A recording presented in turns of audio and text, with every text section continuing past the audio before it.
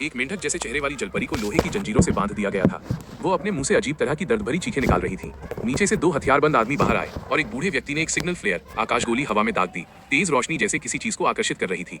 जैसे ही सर्चलाइट जमीन पर घूमी, असंख्य भयानक राक्षस प्रकाश स्तंभ लाइट हाउस की ओर इकट्ठे होने लगे। इन राक्षसों की पागल भीड़ को देखकर आदमी डर के मारे कांप उठा। वो घबराकर धीरे धीरे दरवाजे के भीतर पीछे हटने लगा। बाहर उसका साथी बूढ़ा आदमी बहादुरी से लड़ रहा था। जो भी राक्षस पास आता वो उसे गोली मार गिरा देता। लेकिन अंदर बैठे व्यक्ति का डर और बढ़ता गया। उसका शरीर कांपने लगा और वो जमीन पर गिरकर बेहोश हो गया। कुछ देर बाद जब ठंडा पानी उसके चेहरे पर डाला गया तो वो अचानक होश में आया। सामने वही बूढ़ा आदमी खड़ा था, लेकिन अब उसकी आंखें सुनी थीं और वो पागलों की तरह बड़बड़ा रहा था। इस दृश्य ने आदमी को और भी अधिक डरा दिया। वह इस रहस्यमय द्वीप पर केवल 2 दिन पहले ही आया था।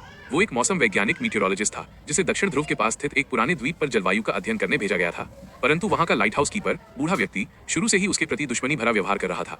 जब उसे यहाँ छोड़ने आया जहाज चला गया तो द्वीप पर सिर्फ वही 2 लोग रह गए। आदमी ने मौसम केंद्र के पास बने एक छोटे लकड़ी के घर में रहना शुरू किया। रात को अचानक किसी ने दरवाजा खटखटाया। वो सोच रहा था कि शायद बूढ़ा मिलने आया होगा, लेकिन दरवाजे के बाहर कोई जवाब नहीं मिला।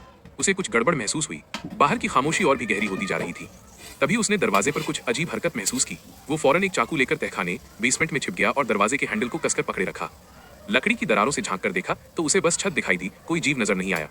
लेकिन थोड़ी ही देर बाद किसी राक्षस की दर्द भरी चीख सुनाई दी और वो भाग गया। जब सब शांत हो गया, आदमी ने रस्सी से दरवाजे को बांध दिया और पूरी रात तहखाने में छिपकर काट दी। सुबह बाहर निकला तो जमीन पर अजीब आकार के पैरों के निशान थे। ये साबित करता था कि रात की घटना कोई भ्रम नहीं थी। द्वीप पर मदद के लिए उसके पास सिर्फ वही बूढ़ा था। लेकिन जब उसने मदद मांगी तो जवाब में बूढ़े ने सिर्फ एक बाल्टी गंदा पानी फेंका और कहा, पहले खुद को साबित कर। आदमी ने खुद ही सुरक्षा की तैयारी शुरू की। लकड़ियां इकट्ठी की, गोदाम में एक राइफल और कुछ गोलियां मिली। इससे उसे थोड़ी हिम्मत मिली। रात फिर से आ गई। वो खिड़की से झांक कर देखने लगा। समुद्र से सैकड़ों राक्षस फिर से निकल कर आ रहे थे। उनकी संख्या इतनी ज्यादा थी कि गोली चलाते चलाते उसकी बंदूक भी गर्म हो गई। जब दरवाजा टूटने ही वाला था, उसने मशाल उठाई और बाहर फेंक दी। आग की लपटों से डरकर राक्षस समुद्र में भाग गए।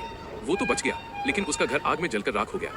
अचानक मूसलाधार बारिश शुरू हो गई, जिसने आग बुझा दी।